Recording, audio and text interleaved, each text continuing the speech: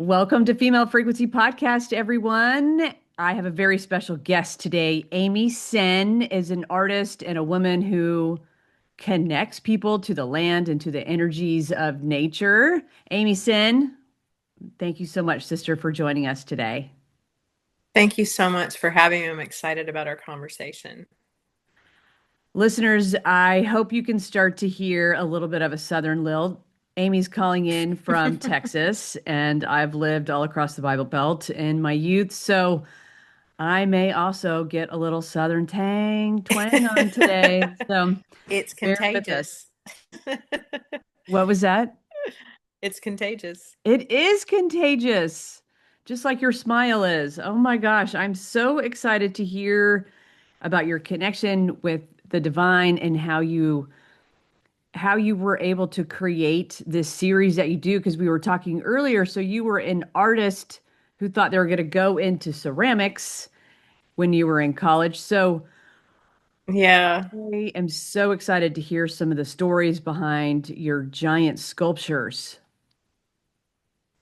great. Well, let's get into it. Let's get into it. Where do you want to start? Let's start with Ma, because Okay. that sculpture is something that caught my eye, and I have an affinity with pine cones. And so you place this golden pine cone inside the womb. So, like, how big is she? How big is she?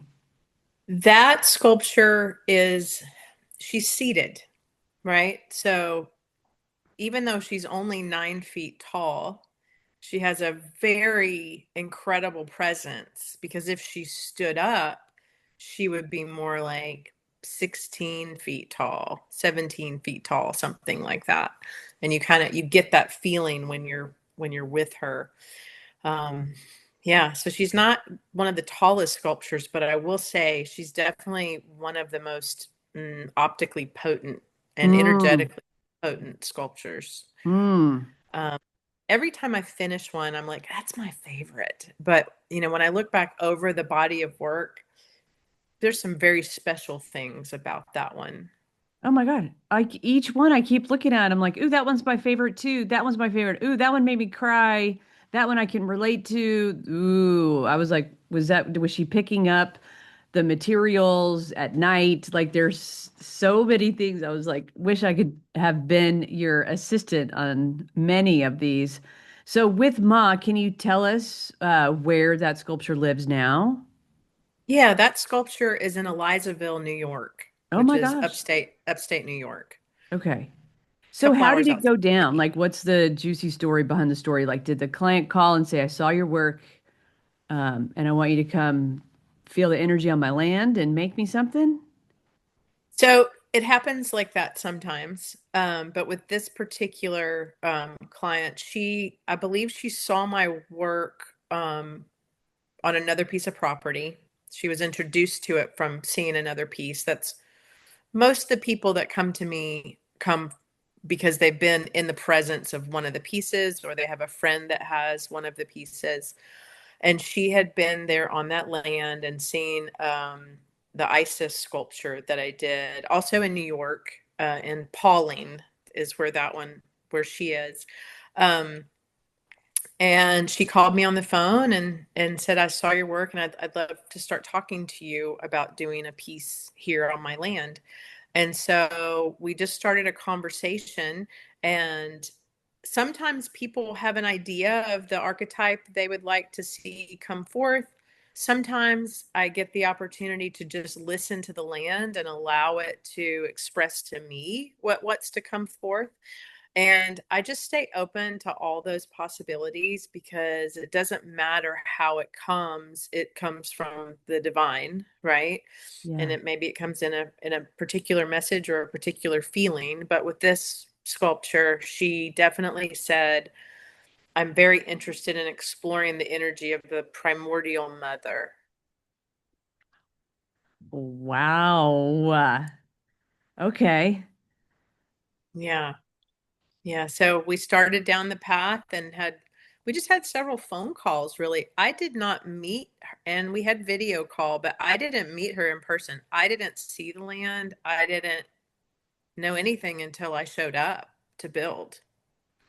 And I know that sounds kind of crazy when I say that out loud, right? Like from a business perspective, it's like, what are you doing? Like, really? You're just gonna like agree to that before actually scoping out the property, seeing the land. But for me, the work is such a sacred process. There, it requires a tremendous amount of faith and trust in the process itself.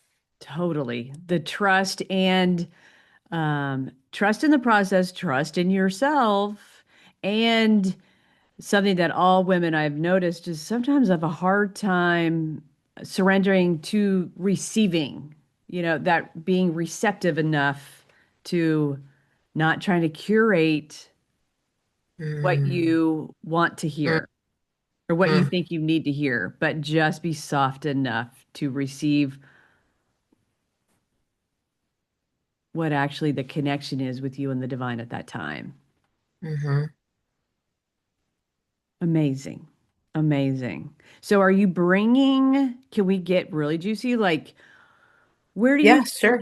how does that, so you're saying like it's texture and feeling and like you're clairaudient too, or you're hearing, or can you tell us a little bit more about the textures and your connection? Like where this creativity comes from? I'm like, is it, do you hear the Hmm. frequency? I think it's intuition. It's really intuition, and feeling. Yep, those I felt think those are the senses. two things that are strongest for me. I actually have a really interesting story that happened while I was working on that particular sculpture. Um, so most of that sculpture is made from cedar. And Okay. when I first got to the property, I asked my host, do you have any cedar on property? Because cedar is such a strong, durable tree, and it's the insects don't like it, and it lasts a super long time. It's very hardy. It's very different than if you were going to say, which I don't do, if you tried to like build something like this out of pine, it would just fall apart. It just wouldn't last. It's not strong enough. So when I got there, I asked her, "Do you have cedar trees?" And she said, "No, I don't. I don't think we have any cedar." And I was like, "Okay, no problem." Well, because the land always gives me what I need. And Okay. I started walking around, and I was like, "Actually, there's a lot of like there's actually a fair amount of cedar on this property." And so doing this work requires me to get very intimate with the trees and the natural elements, and I can see things that often people who live there don't see, because it's like when you're in it constantly, you almost can't see the nuances, Yeah. right? Then if you're Yeah. like really like focused on understanding all of the parts of the puzzle, so to speak.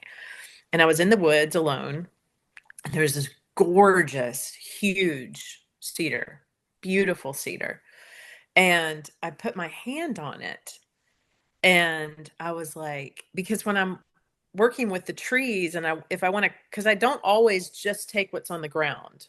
Okay. Sometimes I'll clip small limbs or small branches, um, that are on whatever the tree wants to give me, essentially. And so I asked it, I was like, would you like for me to honor you, in this sculpture? And I sat there with it for a minute, and all of a sudden I just started crying. I'm not having any thoughts while this is happening. I'm just crying, and I'm like, is this tree sad? Like I was trying to figure out like where Oh, the tears were coming from. And I said, to myself and to the energy of that tree, that being, it's like, are you like, why are you sad? Like I was thinking, oh, it doesn't want me to trim anything. It's sad. yeah. And it's so potent. It makes me tear up thinking about it. And the message I got back was, I'm just so glad to be seen. I'm so glad you see me. What a special gift. And yeah, and it was like, I think that was actually the first time I ever really communicated with a tree. Okay. Now, I felt them before, Yeah. but not at that level where I felt like I got a definite message. So, um, she's made mostly of cedar, not of that one tree. I would not clip all of a tree to do that, but multiple pieces of cedar from multiple trees all around the land. And when I showed it to my host, she was just blown away. She saw them, right? So she didn't Yeah. see the cedars before, but when I told her about what had happened and I showed them to her, the world of those trees opened up, I think. The reveal. How Wow, that neat. still gets me talking Oh, about yeah. it. Thank you for sharing that. Yeah. It is quite a release. Oh, that's so cool. That's so cool. So, just listening to what you're saying, this has been quite a relationship that you have been building with the divine. It was like 7 or 8 solid years of prayer. Doesn't mean I was building the entire time, but I was Yeah. in the energy of that for that entire time.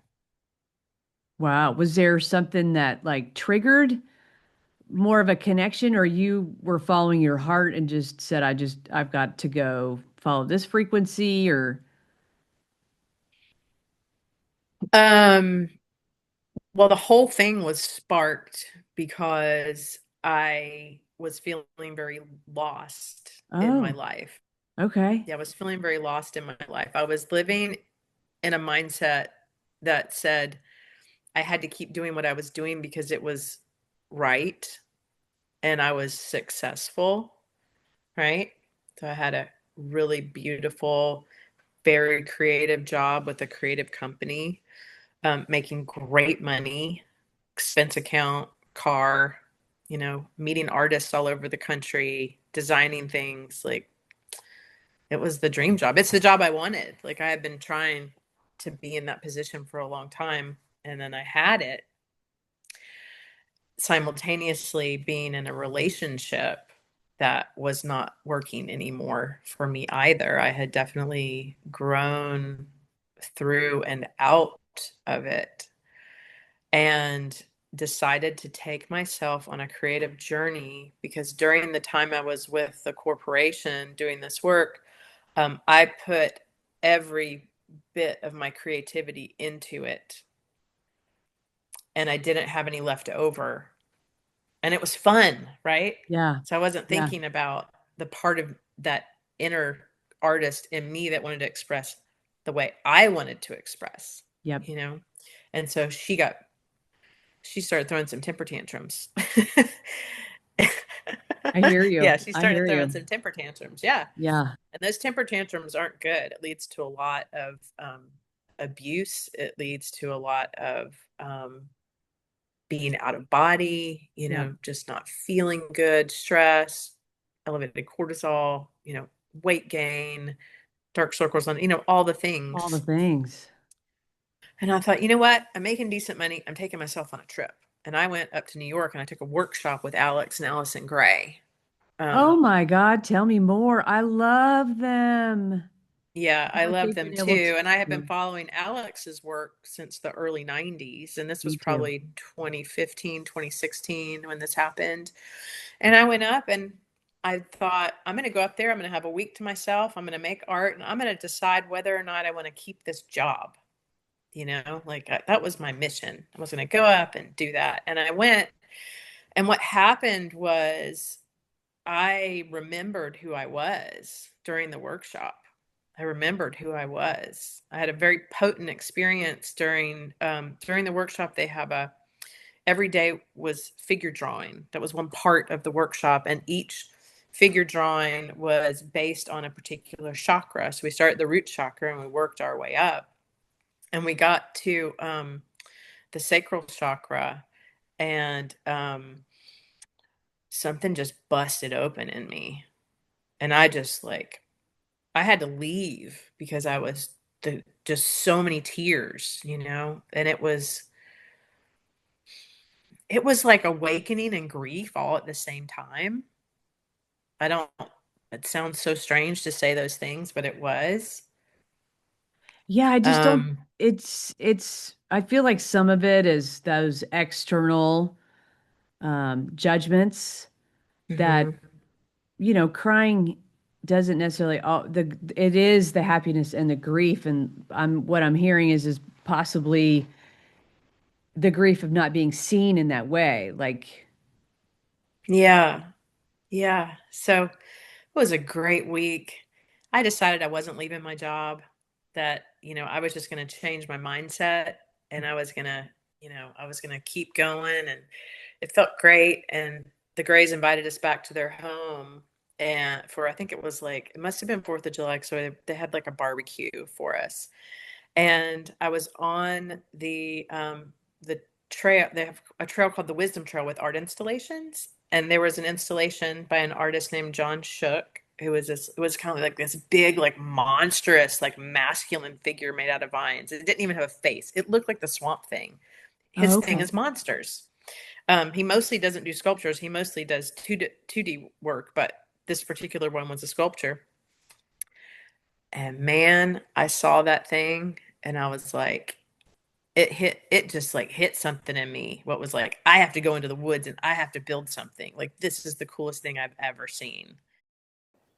Art changes perception, travel changes the nervous system, and place informs memory. So when all three things align, something irreversible happens. That's what happened when I went to see the Venus of Willendorf and then was led into the back chamber that hardly anyone else gets to see. There I was, standing in that lineage of Venus icons. It led me back to my creative authority. So that's why I've created these activations called Follow the Frequency. I'm going to lead a group over to Malta to visit ancient temples. Then we're going to head to Venice, go to the Venice Biennale, spend time with the Black Madonna, and so much more. So if this is something you're called to, I'm going to leave you all the details on my website, and I hope to see you there. And I think I was being led out of a way of life that wasn't working for me anymore. And I just threw caution to the wind and just followed my gut instinct, and it led me to that sculpture. And then that sculpture led me to do another sculpt, led me into the woods essentially to build what became Lilith. Oh, so powerful. Yeah, that's quite an Yeah. archetype to be working with. Yeah, and I do want to say that prior to that, just Yeah. to give you a little bit of history, when I started feeling disenfranchised by my life, I started focusing on my physical health. And then I started doing some very specific inner work, and which involved a lot of meditation and a lot of learning how to listen rather than try to manifest, because that was kind of the spiritual world I had been in. Like, what do you want? Manifest it. You can, like, this realization that maybe I don't know what's best for me. Maybe I just need to focus on how I want to feel and allow God to bring that to me however it unfolds. And that, I feel like that was kind of like the secret sauce, so to speak, Mm-hmm. that started leading me into listening to my intuition. And so that's what these past several years have been about, is following the intuition, not just onto the path to make the work, but into the woods to collect the sticks, to build the piece. Like, that's also intuition. Absolutely. Absolutely. Inner and outer realities coming together. Yes. Absolutely. That's where I kind of get that God bubble that you're talking about. Hmm. It's like riding Nothing. a bike, It's like you want to do it and you're trying really hard, you just keep falling over. And then one day it just clicks and you start going, "Oh, this is what flow is like. This is what it's like." But if you like try too hard to get there, you fall off the bike. You have to, Yeah. it's like trust and faith without um too much anticipation, or expectation. And even further into just being in the moment, being present. I'm like, Hmm. no, you have to be like every nanosecond present. Like you can't even be 5 breaths ahead. You have to be in your breath right here, right now. I think to be a good listener and receive. Yeah, and realizing you're human, And you're definitely going to start thinking about the grocery list right when you're in the middle of your juiciest meditation ever. And go, Yes. nope, not going to think about that right now. Yeah. That's cool, but I just like coming back, you know. Wow. I am so curious about this, the Wisdom Trail, because I've been wanting to go to the Grays, to the Cosmic Mirror Sanctuary. Um, hello. Yeah, just go. And then Just now go. I know I can see two, you have two sculptures up there at their place. Yes. Yeah, I have two. I have Minerva, and then a year and a half after I did Minerva, I went back and created Ivy, which is the smallest sculpture. Well, not the smallest one I've made, the smallest installation I've done. What does Minerva mean? Or what, how did, what? So Minerva was a goddess. She's the goddess of art and craft and wisdom. Some people say she's the goddess of war, but not war from a battle perspective, war from a strategy perspective. Okay. Yeah. Okay. Yeah, which is perfect for, living at the Chapel of Sacred Mirrors. And believe it or not, that sculpture that I built in 2017, still standing, Is still it looks great. really? Yeah. Yeah, it's incredible. It's really incredible. I haven't seen her in several years, but I reach out every now and then and get reports, and she's still standing strong. So since you went there, can I go there? What are you doing, like internal and infrastructure to keep it there? Hmm. Because actually, one of our Yeah. listeners wanted me to ask how long do the sculptures last in their full form? And I was like, I don't know. They could Well, be ephemeral, really. They could come and go with the energy and the wind. yeah. Out of all the sculptures I've built so far, which the first one was, well, Lilith isn't around anymore, but Lilith didn't have any internal infrastructure. She was built purely out of intuition and inspiration. So I didn't give any engineering thought to her. I just went and started hammering sticks together. Each one got a little bit more developed, I think. But Minerva, that one, she was the first one I did with an infrastructure, and she actually has actual lumber inside. So I used a 4x4 post and then attached other pieces of lumber to her, um, which I didn't like. It was really challenging to me because when you have a square stick Yeah. in the middle of a bunch of organic round sticks, Yeah. you can see it. And so I worked diligently to cover up all those, we'll call them puppet strings, Yeah. so that you couldn't see the infrastructure. It was important to me that you didn't see behind the curtain. I feel like it takes away a little bit of the mystery, to understand how it works visually speaking. I think I even took like a saw and like cut off some of the edges so that it looked a little more organic inside. Um, I think there was one other one I did that had some of that infrastructure, but all the other ones since then, I use like a cedar post and then build off that. So all of the infrastructure has become natural pieces instead of lumberyard pieces. Okay. Dang. Yeah. And I would say on average, because I know what I was going to tell you. Um, all of them are standing that I've built since 2017, except one that I built in Texas in Yeah. 2023 that was vandalized. Someone cut her down Come with a on. chainsaw.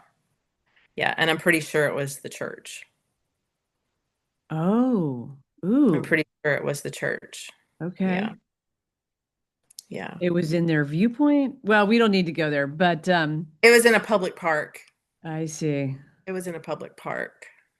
And the particular town it was in, there's a lot of friction between the conservative Christian culture and um, the other people that live there, a lot of which are also Christians. but just don't see things in that same way. There's a Mm. particular type of mentality that thinks that anything that's honored from the earth is demonic or satanic in nature because you're honoring the earth and not God. There's a disconnect in understanding that those are the same thing. Okay, because they're going with And God as something outside of us and above us in the up above the clouds. right, and if you play with sticks or bones or crystals or anything like that, that's from the devil because the I devil's see. underground. Okay. Okay. Yeah, Yeah. yeah. Hmm. So misunderstanding, I think. Yes. But yeah, that's the only one that's not standing anymore is one that was taken down. Yeah, and that Okay. has its own whole metaphorical meaning as that's like a whole nother podcast. Okay. Well, good. Part two, then. I'd love to have you back.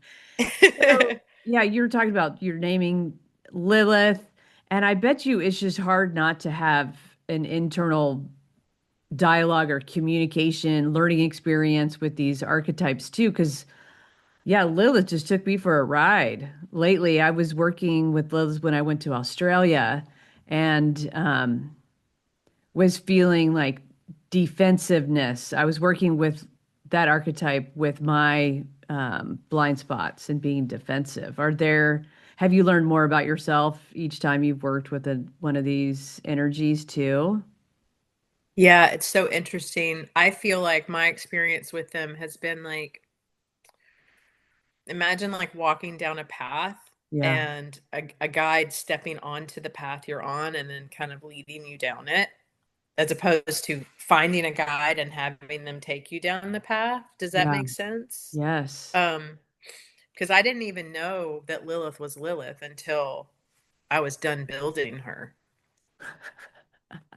I didn't. Aren't those the best? I mean, it's Yeah. just wild. Yeah, and I would say over half of the pieces I've done, I didn't know who they were until I was either in the middle of building them or had completed them. And I think through allowing that alignment to take place, the perfect archetype showed up every time, and should we talk a minute about who Lilith is in case anybody doesn't know? Sure. Can you tell us more? Can you help us with that one? Yeah, and I'm not a Lilith expert, but Yeah, I can tell you what I understand. And boy, it made me mad when I found out because I didn't realize that Lilith was in the sacred texts. Lilith was Adam's first wife, okay. And then she's been demonized ever since. and she's been demonized ever since. And in the original story, Lilith and Adam were created from the same earth. Okay. When we have Eve, she's created from Adam's rib. They're not Yeah. equal, Yeah. right? Yeah. And Lilith, basically, the short story is she was a little bit wild and wanted to be her own woman, and she wanted to have sex on top. This is actually part of the story. I'm not going to give you all the story, but Yeah. part of the story is like that was the last straw for Adam, right? She didn't want to listen to what he told her to do. She wanted to be her own woman, and now she wanted to be on top having sex. And he's like, no, you got to go. You're out. And it pissed her off, and she leaves the tribe. And but he doesn't want her gone. And in order to draw her back in, now this is a mythological story, right? In order to draw her back in, they start killing her children, Oh. and they murder all of her children, and they bring her back and they murder her children in front of her. It's a horrible tale, Yeah. actually. And that witnessing that, she gets very vengeful, and she goes down into hell or Hades or Yeah. that underworld and begins slaying demons. And so when you see like images of Lilith, she's got like kind of like Kali. She's got like heads on her necklace, and she's got kind of bloody, and it's she was a scorned woman, you know? She wanted to be her own woman. She wanted to step into her own strength. And Yes. I think that for a lot of women, tapping into that Lilith archetype, it's not about untamed fury. It's about reclaiming what is already yours, and having firm boundaries in place and saying, no, this is me. This is who I am. And I'm going to be this regardless. Um, and I didn't know her archetype. I had never heard of her.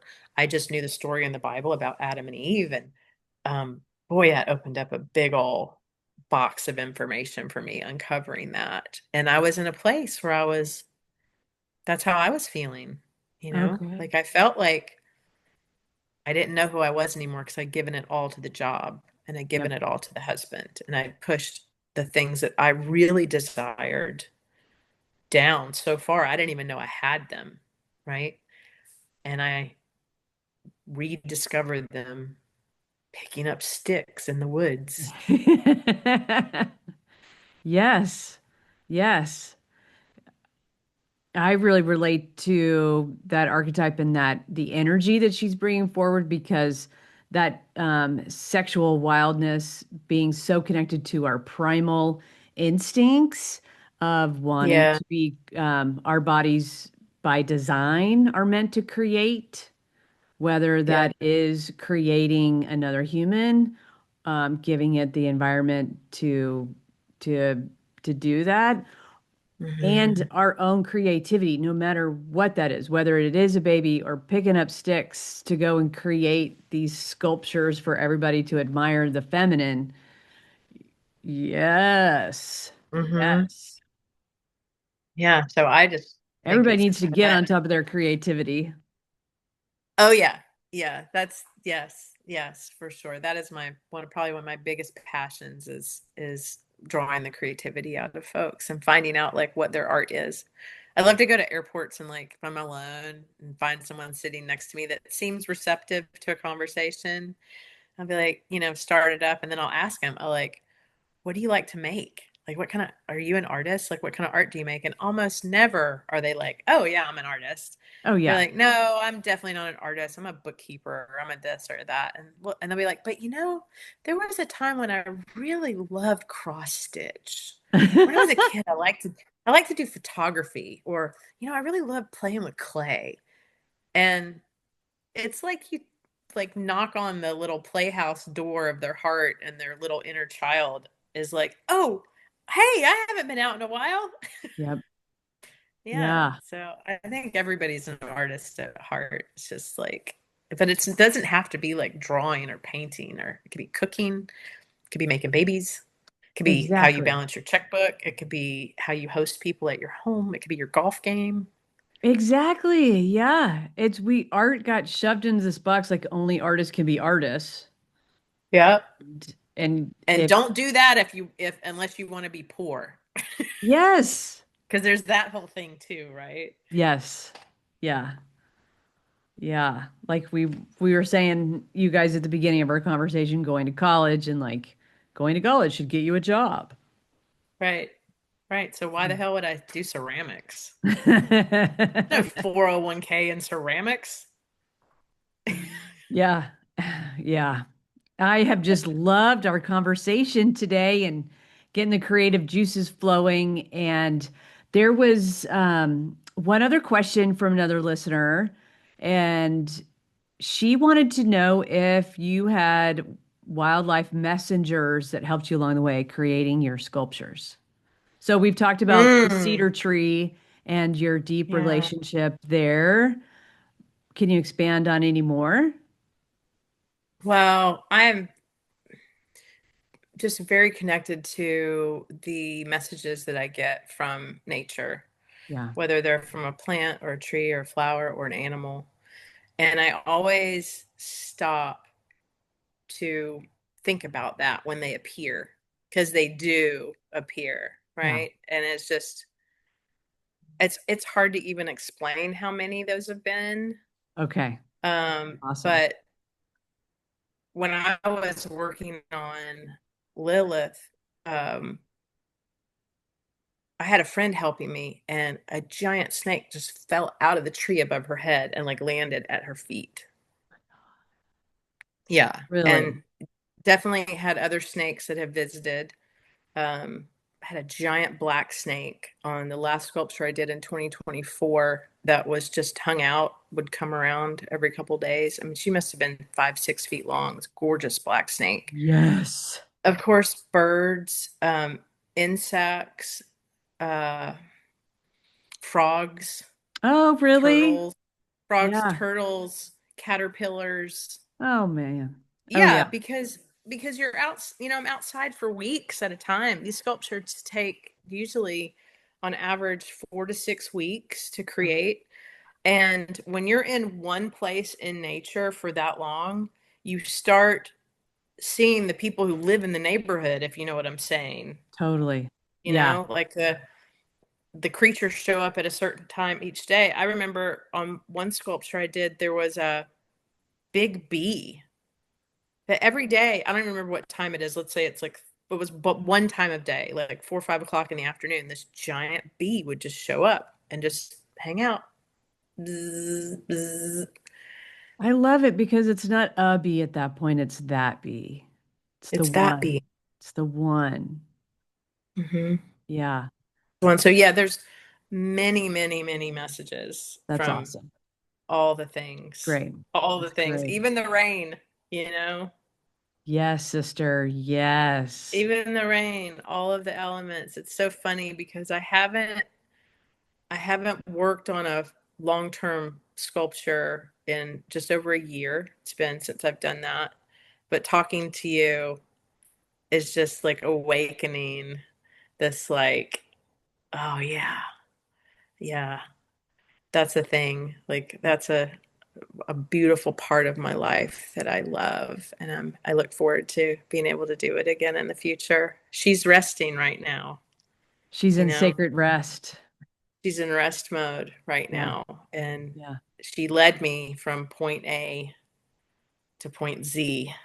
Yes. There was a whole cycle, Yep. there's a whole cycle there. And I came out of the cycle and I'm now starting I think a lot of us are feeling that right now. I'm Yeah. starting a new transition. And it's like, it's not that it's gone. It's just that she's incubating. Yeah. Getting So it'll that be very environment. exciting to see how she shows back up. I'm gonna be, I need to be top of mind to be like, what's your next project? I can't wait. Me I can't too. I wait. can't wait either. And I would love to have you on again. Yeah, anytime. I love Okay. talking about the work. That sounds so good. And for everybody wanting to see more and more of these sculptures that we've been talking about in her creative process, Amy's Instagram is the spot to go to right now. And that's Art of Amy Senn, That's right? right. Hmm. Um, Art of AMYSENN. So there's going to be two Hmm. N's over there. Yeah, All that's right. right. Everybody go to the Instagram and start following Amy so we can see what sculpture comes next. Yeah, and feel free to shoot me a message if you have any questions or you want to talk about the work. I've met so many amazing people on this path through Instagram. It's just been so many friends and so many just great people have shown up. It's really cool. Awesome.